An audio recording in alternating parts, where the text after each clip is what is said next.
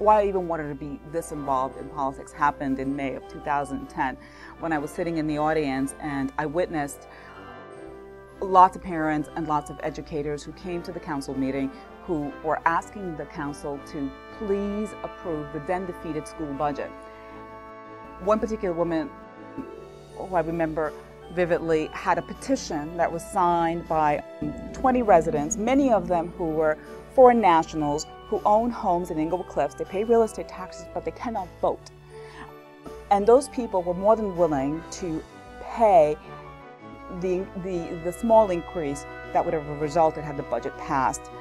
And one of the things that was most striking is that one of the current council members who is running today went one step further and decided that she was going to cut the budget by $87,000. Now that $87,000, what that basically represents to us is roughly about $10 to $15 a year.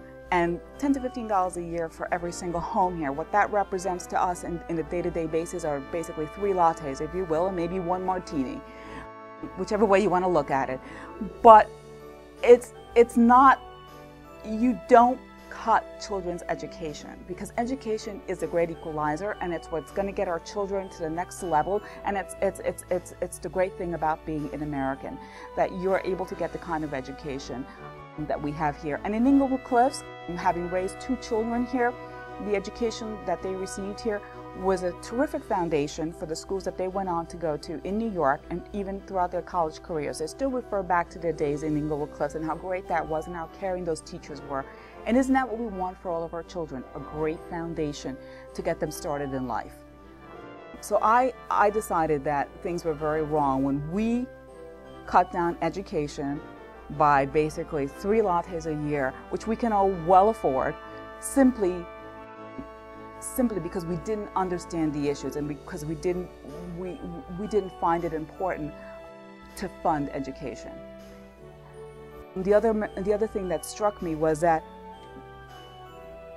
council member wasn't listening to her constituents. She wasn't paying attention to what the people were saying. They wanted the budget passed. They needed the money for their children. The educators have said, this is what we need to work with. And it was very bare bones. If you look down, if you look at every line item. I know I sat there and I remember calling the office, the Board of Ed office, and speaking to someone there because I wanted to understand why we were raising it and I wanted to understand what this all meant.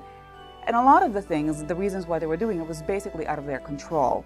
There was just some fixed costs that they just couldn't go down on, and they asked for a very, very, very small increase.